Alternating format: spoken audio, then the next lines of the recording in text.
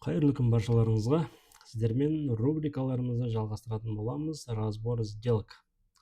Осы видеоларда бұйырса сентябрь айында болған сделкалар плюс минус қанша алдық, қаншамен шықтық, қандай сделкаларға кірдік, соны айтып кететін боламыз. Егер сделкаларды нақты қараймын десеңіздер, актуальныйдан қарасаңыздар болады, қаншамен шыққандарын және проценттермен. Бірінші акциямыз біздің GNSS деген акциядан бастасақ болады. Ол кезде біздер недельный емес, дневной таймфрейммен жұмыс жасап жүрген болатынбыз. Қазір недельныйға өттік. Уровень қарап отырсаңыздар, осы жерден алынған болатын уровень. Қатты накопление әдемі.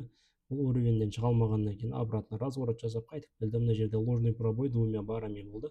Обратно келді. Одан кейін барып қана біздер әдемі закреп болған кезде ғана кірдік. Мына жақтан кірген болатынбыз. Стопымыз осының астына қойдық 3,74%-ке. Біздің тейкіміз 20% алып кеткен болатынбыз осы жерден. Осы жерден осындай үлкен процент алып кеткен болатынбыз.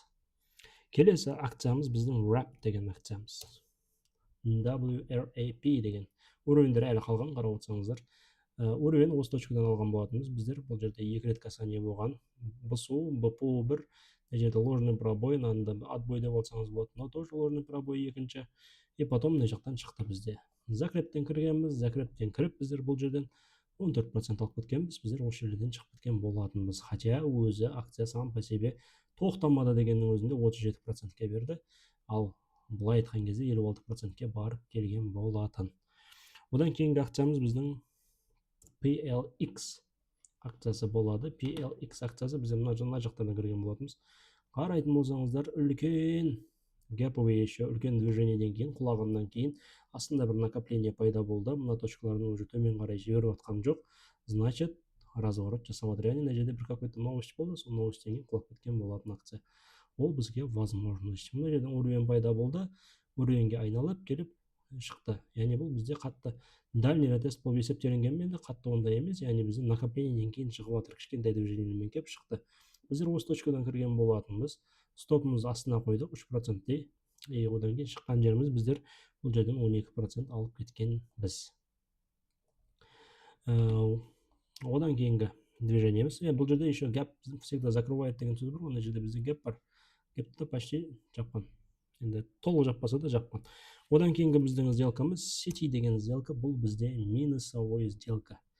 Бұл жердегі біздің үлкен қатеміз, даже уровеніміз әдемі болды деген, мына жерден мынадан уровень алу керек еді. Бізде үлкен движение құлағаннан кейін барып пайда болған уровень.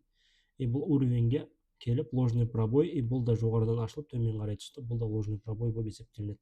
Бірақ бұл кезде біздер дневноймен жасап жүрген кезде 4 часовикпен кірген болатынбыз сделкаға. Естественно, біздің уровень осылай тұрды. И потом біздер мына жақтан кіріп, келесі күні біздер 11% минус алып кеткен болатынбыз. Сентябрь айында біздер үлкен проценттер іздеп жүрген кезде осындай үлкен минустарда болған болатын. Бұл нормальный нәрсе, нормальный явление. Және бұл жердегі минус, бұл City акциясындағы кішкентай алғанмен бөлек движение туда-сюда, туда-сюда, туда-сюда. Каждый движениенің артында фитильный барлар көп өте. Яғни осындай жерлерден сіздер X жасау керексіздер. Яғни бұндай жерлерге кірудің ешқандай қажеті жоқ. Бұндай қателікті жібермеңіздер. Яғни әрбір қателіктің артынан осылай разбор жасап өздеріңізге отчет бергендеріңіз дұрыс болады. Рахмет.